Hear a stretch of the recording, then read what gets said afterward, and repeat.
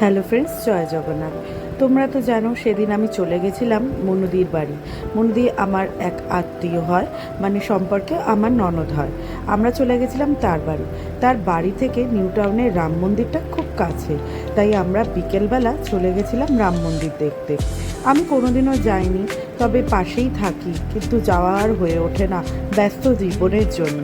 তাই জন্য সেই দিনকে চলে গেছিলাম রাম মন্দির। ভীষণ ভালো মন্দিরটা, আর হনুমানজির দর্শন করে তো মনটা খুব শান্ত হয়ে গেছিল। এত বড়, এত বিশালাকার মূর্তি হয়তো কোথাও বা দেখা যায়। আর সাথে ছিল নানান রকমের মূর্তি, কোথাও রাম, কোথাও বা হনুমানজির ছোট মূর্তি, এরকম আশেপাশে বিশাল বিশাল আকারের মূর্তি ছিল। আর ছিল বিশাল বড় মহাদেবের মূর্তি, এত বড় যে আমার ক্যামেরায় ঠিকঠাক করে ধরছিলও না পুরো মূর্তিটা। ওইখানে জায়গাটা যেরকম সুন্দর, সেরকম আশেপাশে আরও অনেক অনেক মন্দির আছে। নেক্সট ব্লগে আমি সেইগুলোই দেখাবো। তবে শিব মূর্তির নিচে রয়েছে ছোট ছোট অনেক রকমের মূর্তি, যেমন রয়েছে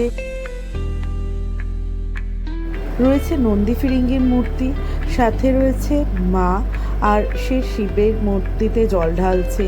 কার্তিকের মূর্তি রয়েছে, আরও অনেক অনেক মূর্তি ওখানে রয়েছে।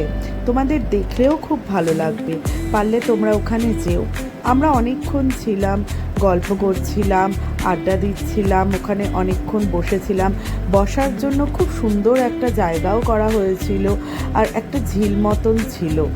আর ওইখানে মহাদেবের গায়ে যে সব পাথর বা স্ট্রাকচার টাইপের রয়েছে, ওখানে সব জায়গায় রাম রাম লেখা ছিল, যেটা খুবই অভূতপূর্ণ ছিল।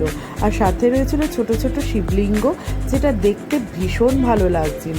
আমরা ওখানে গিয়ে এইটুখানি বুঝতে পারলাম যে এত বড় হনুমানজির মূর্তি মনে হয় না আর কোথাও রয়েছে।